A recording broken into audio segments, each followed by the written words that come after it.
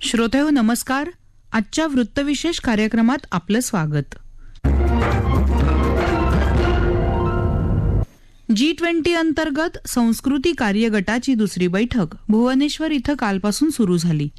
वसुधैव कुटुंबकम या संकल्पनेवर आधारित विविध बैठकांमध्ये ही बैठक महत्त्वपूर्ण मानली जात आहे. या बैठकीचं स्वरूप, वैशिष्ट्य आणि महत्त्व याविषयी तज्ज्ञ व्यक्तींनी केलेलं विवेचन आजच्या वृत्तविशेषमध्ये आपण ऐकणार आहोत. श्रोतेहो, G20 शिखर परिषदेचं अध्यक्षपद स्वीकारल्यानंतर भारतात जानेवारी महिन्यापासून जगातील विविध महत्त्वपूर्ण विषयांवर बैठका घेतल्या जात आहेत. त्यात ऊर्जा, व्यापार, शिक्षण, आरोग्य, पर्यावरण अशा विविध महत्त्वपूर्ण विषयांचा समावेश आहे. प्रत्येक देशाची ओळख करून देणाऱ्या संस्कृतीवर आधारित G20ची संस्कृती कार्यगटाची बैठक कालपासून ओडिशातील भुवनेश्वर इथं सुरू झाली आहे. या बैठकीविषयी आंतरराष्ट्रीय घडामोडींचे अभ्यासक डॉक्टर हर्षद भोसले यांच्याकडून जाणून घेऊया. भुवनेश्वर येथे ती आपली ग्लोबल सांस्कृतिक बैठक चालू आहे. त्या संदर्भात 2 ते 3 महत्वाचे मुद्दे आहेत ज्याच्याकडे आपल्याला बघावं लागेल. एकंदरीत भविष्य काळातील सस्टेनेबल डेव्हलपमेंट किंवा शाश्वत विकासाच्या अनुषंगाने सर्वात पहिला आणि महत्वाचा मुद्दा म्हणजे जेव्हा परराष्ट्र धोरण तयार होतं त्या परराष्ट्र धोरणावर प्रभाव पाडणारे काही घटक असतात आणि भारताचं परराष्ट्र धोरण जे आहे, जे आता सर्वात मोठा बदल जो घडून आलेला आहे भारताच्या परराष्ट्र धोरणाच्या एकंदरीत आकलनामध्ये आणि एकंदरीत चर्चा विश्वामध्ये, तो म्हणजे सांस्कृतिकतेचं पुनरुज्जीवन किंवा सांस्कृतिक मुद्दा हा मध्यस्थानी ठेवून सर्व देशांना एकत्रित आणणं, सर्व राष्ट्रांना एकत्रित आणणं हा एक महत्वाचा मुद्दा. आणि याच अनुषंगाने आपण कल्चरल वर्किंग ग्रुप संदर्भात भुवनेश्वर या ठिकाणी ही जी बैठक ठेवलेली आहे त्याला एक आगळं महत्व प्राप्त झालेलं आहे. याच्यामध्ये सर्वात महत्वाचा मुद्दा म्हणजे ट्रॅक 1 जे खजुराहोमध्ये बैठक झाली होती त्याच्यामध्ये कलाकृती या घटकाला महत्व देण्यात आलं होतं किंवा आर्टिफॅक्ट याला महत्व देण्यात आलं होतं. म्हणजे पूर्व वैभव परत किंवा पुन्हा प्राप्त करणं आणि आता समकालीन युगामध्ये एकंदरीत संस्कृतीचं शाश्वत निर्माण करणं असा त्याच्या मागचा हेतू होता. याच्याच अनुषंगाने ट्रॅक 2 जे आता बैठक आहे ती बैठक आहे. याच्यानंतर ट्रॅक 3 किंवा ट्रॅक 4 या संदर्भातल्या बैठका होणारच आहेत. पण पहिल्या ट्रॅक 1 पासून ट्रॅक 2 पर्यंतचा जो प्रवास आहे तर या प्रवासामधला दुसरा एक मोलाचा पैलू आपल्याला जो सांगता येईल तो म्हणजे या बैठकीमधला महत्वाचा मुद्दा तो म्हणजे हस्तकला आणि प्राचीन संस्कृतीमधील आपला जो दैदिप्यमान वारसा आहे त्याची जपणूक करणे किंवा क्राफ्ट आणि हेरिटेज. मागच्या बैठकीमध्ये आर्टिफॅक्ट्सवर जास्त महत्व केंद्रित करण्यात आलं होतं किंवा कलाकृती याच्यावर जास्त जोर देण्यात आला होता आणि त्याचाच एक दुसरा भाग म्हणून आपल्याला आता क्राफ्ट आणि हेरिटेज किंवा हस्तकला आणि आपला पुरातन वारसा याच्यावर जास्त महत्व केंद्रित करण्यात आलेलं आहे. म्हणजे याच्या मागची भूमिका अशी आहे की संस्कृतीच्या आधारावर सर्वांचं एकत्रीकरण करणं किंवा संस्कृतीच्या आधारावर सर्व राष्ट्रांना एकत्र आणणं आणि हे एकत्र आणून जी बहुस्तरीय बैठक आहे ती जास्त अर्थपूर्ण करणं. कारण भारताच्या परराष्ट्र धोरणाचा अंतर्गत गाभा आणि अंतर्गत आत्माच आहे शांतता प्रस्थापित करणं किंवा शांततामय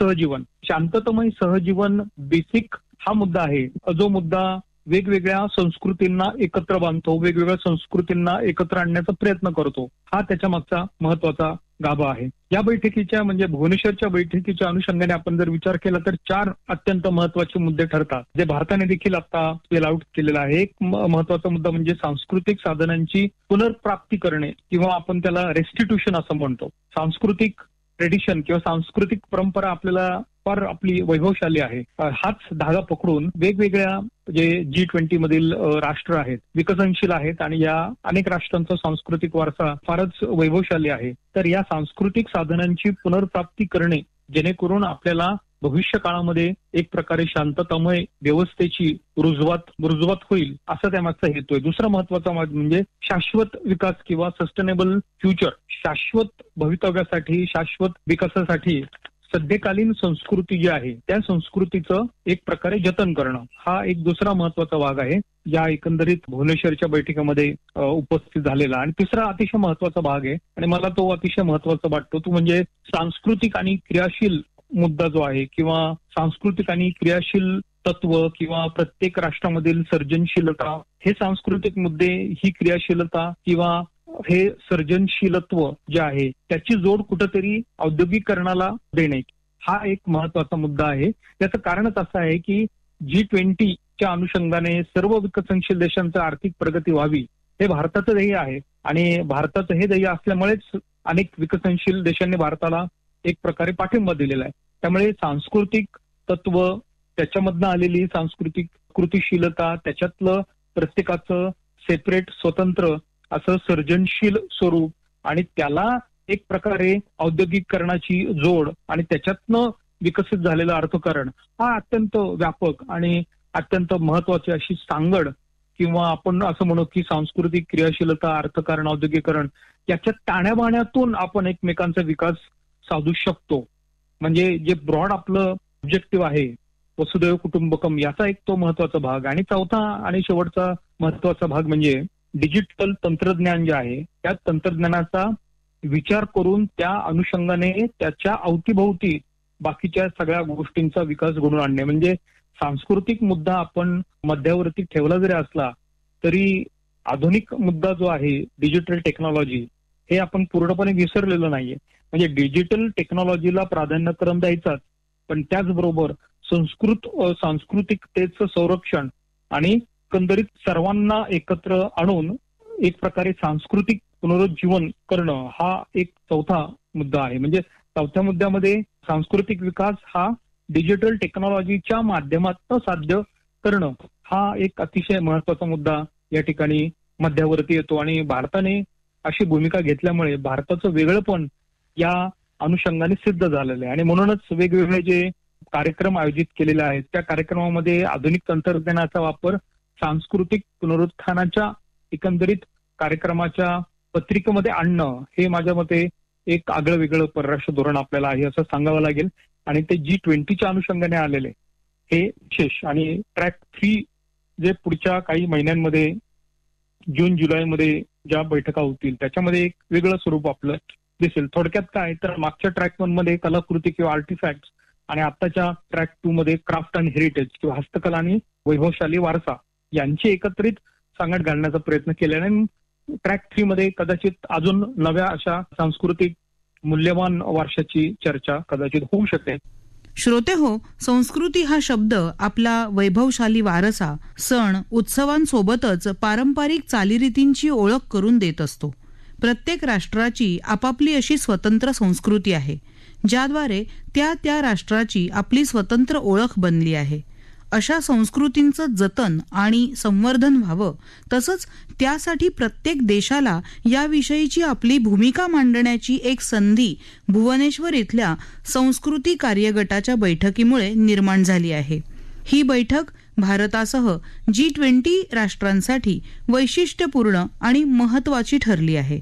याविषयी आंतरराष्ट्रीय घडामोडींचे अभ्यासक डॉक्टर हर्षद भोसले म्हणतात, भारताचं परराष्ट्र धोरण जे आहे ते परराष्ट्र धोरण हे एकांगी स्वरूपाने तयार झालेलं नाहीये. आता कोणत्याही देशाचं परराष्ट्र धोरण जे आहे त्याचा अंतर्गत भाग म्हणजे नॅशनल इंटरेस्ट किंवा राष्ट्रीय हितसंबंध हे आपल्या सर्वांनाच माहिती आहे, सर्वश्रुत आहे. पण भारताच्या बाबतीत अधिक सर्वात महत्वाची गोष्ट म्हणजे नॅशनल इंटरेस्ट किंवा नॅशनल आपण ज्याला म्हणतो की देशाचा विकास किंवा राष्ट्रीय हितसंबंध याच्या व्यतिरिक्त भारताच्या परराष्ट्र धोरणाचा आपण जर विचार केला तर त्याच्यामध्ये एक प्रकारे अहिंसेला फार महत्व दिलेलं आहे, त्याच्यामध्ये संस्कृतीला फार महत्व दिलेलं आहे. आणि म्हणूनच महात्मा गांधींचा विचारांचा याच्यावर प्रभाव आहे, अरविंदोंच्या विचारांचा याच्यावर प्रभाव आहे, रवींद्रनाथ टागोरांच्या अध्यात्मवादाचा याच्यावर प्रभाव आहे. त्याच्यामुळे आपलं परराष्ट्र धोरण जे आहे ते स्वतंत्रपणे विकसित झालेलं आहे आणि आगळं वेगळं आहे.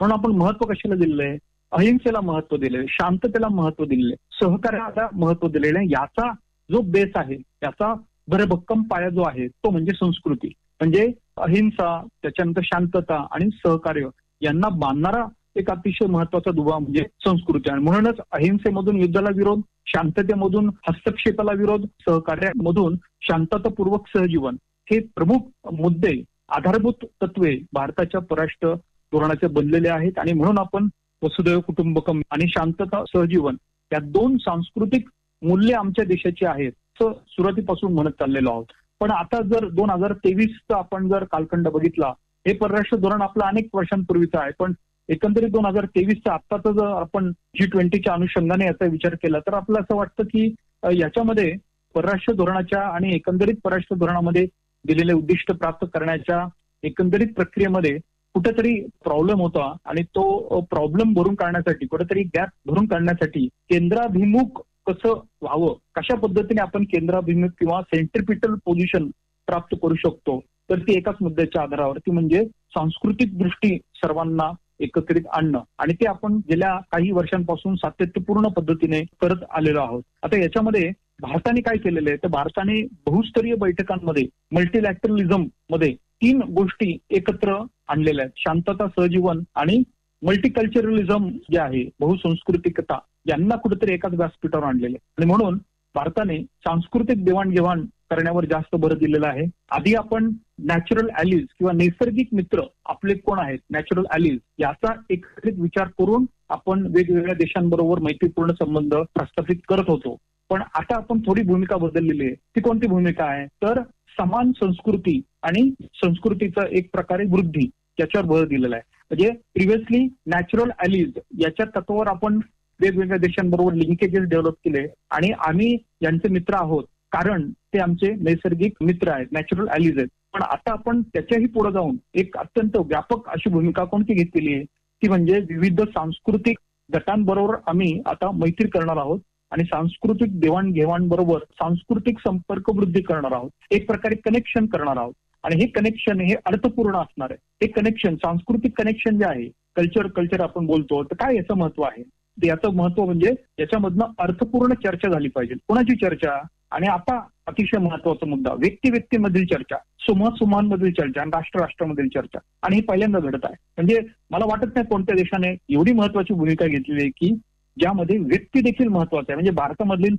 तुम्ही आम्ही सर्वसामान्य व्यक्ती आहोत, पण या सांस्कृतिक एकत्रीकरणामुळे प्रत्येक देशामधील व्यक्ती एकत्र आले पाहिजे, प्रत्येक देशामधील समूह एकत्र आले पाहिजे आणि वेगवेगळे राष्ट्र एकत्र आले पाहिजे. हा याच्यातला सर्वात महत्वाचा भाग आहे. श्रोते हो, काल संस्कृती कार्यगटाच्या बैठकीच्या उद्घाटन सोहळ्यात संस्कृती, पर्यटन आणि ईशान्य क्षेत्र विकास मंत्री श्री जी किशन रेड्डी आणि गृहराज्यमंत्री नित्यानंद राय उपस्थित होते. यावेळी रेड्डी यांनी सांगितलं, जागतिक धोरण निर्मिती करताना त्यामध्ये संस्कृतीला महत्त्वपूर्ण मानलं जातं. त्याचं कारण म्हणजे संस्कृती समकालीन आव्हानांच्या निराकरणासाठी महत्त्वपूर्ण भूमिका पार पाडत असते. ते म्हणाले, G20 संस्कृती कार्यगट सहकार्य वृद्धीसोबतच G20 सदस्य राष्ट्रांमधील सुसंवादाला प्रोत्साहन देण्यात महत्त्वाची भूमिका पार पाडत आहे. श्रोते हो, याबरोबरच आजचा वृत्तविशेष हा कार्यक्रम संपला. हा कार्यक्रम आकाशवाणी मुंबईच्या प्रादेशिक वृत्त विभागानं सादर केला. संपादक आणि सादरकर्त्या सरस्वती कुवळेकर, निर्मिती सहाय्य लता देवकर, लेखन आणि समन्वय रवींद्र लोखंडे आणि निवेदन नम्रता कडू.